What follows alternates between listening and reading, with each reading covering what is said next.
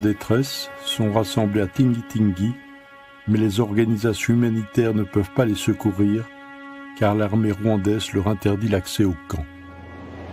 Les ONG font alors appel à l'Union européenne. Emma Bonino, la commissaire à l'aide humanitaire, se rend sur place en urgence.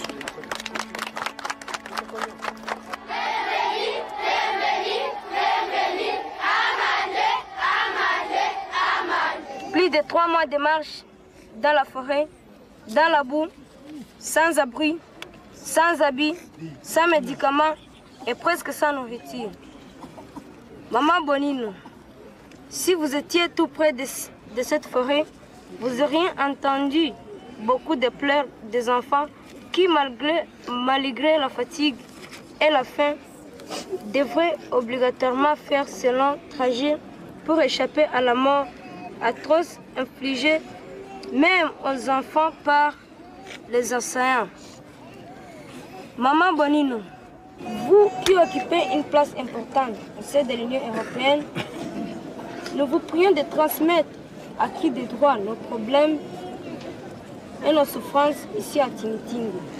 Maman Bonino, nous vous remercions de votre visite et attendons beaucoup de vous.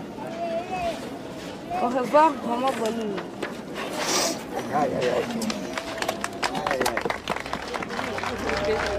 Mais peu de temps après le départ d'Emma Bonino, l'étau se referme sur les réfugiés et le camp est pris d'assaut. Beaucoup sont morts. Des milliers sont morts. Parce que des milliers ont été massacrés à Tingi-Tingi. Donc ce sont des vérités que certains potentats de l'époque ont tenté d'étouffer. L'ONU sait qu'on a massacré des réfugiés hutus rwandais sur le territoire congolais, donc en terre congolaise. Et donc l'ONU ne peut pas nous dire aujourd'hui qu'elle ne connaît pas. Parce que les HCR étaient ici à Kisangani. Mais comme le rapport de force à l'époque était en faveur du Rwanda parce qu'il fallait balayer Mobutu après la guerre froide, eh bien, les gens se sont tus. Les gens se sont tus, ils n'ont rien fait. There's testimony from Congolese that record that bodies were gathered, were burned, buried to hide the evidence. But there's a very serious group of crimes that were committed south of Kisangani that I think have never been investigated to satisfaction. C'était des troupes rwandaises, mais qui avaient quelques petits leaders congolais pour essayer de congoliser la bataille. Mais c'était des troupes rwandaises, on le sait, avec des commandants rwandais. James Kabarebe en personne était ici. Et il y avait aussi celui qu'on appelait à l'époque le commandant Hippo.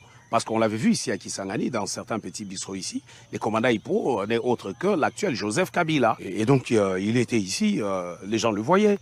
Ils étaient là. Ils étaient au courant de ce massacre? Bien sûr que oui. Rien ne se faisait sans eux. Ils savaient. Ils étaient au courant de ces massacres. À la tête des forces armées de l'AFDL, un officier rwandais qui n'a pas 30 ans, James Kabarebe. Homme de confiance de Kagame, il a fait ses preuves dans l'armée rwandaise avant d'être nommé général en chef de la rébellion. Kabarebe emmène dans son siège un autre jeune militaire et non des moindres, Joseph Kabila, le fils du chef rebelle, Laurent Désiré Kabila. Sur la route de Kisangani, les troupes rwandaises ont fini par rattraper plusieurs milliers de réfugiés qu'elles entassent dans un train pour forcer leur retour au Rwanda. Pour accueillir le convoi, on fait appel à des ONG. Mais les humanitaires découvrent un véritable désastre. Pour des centaines de réfugiés, le train n'est plus qu'un cercueil.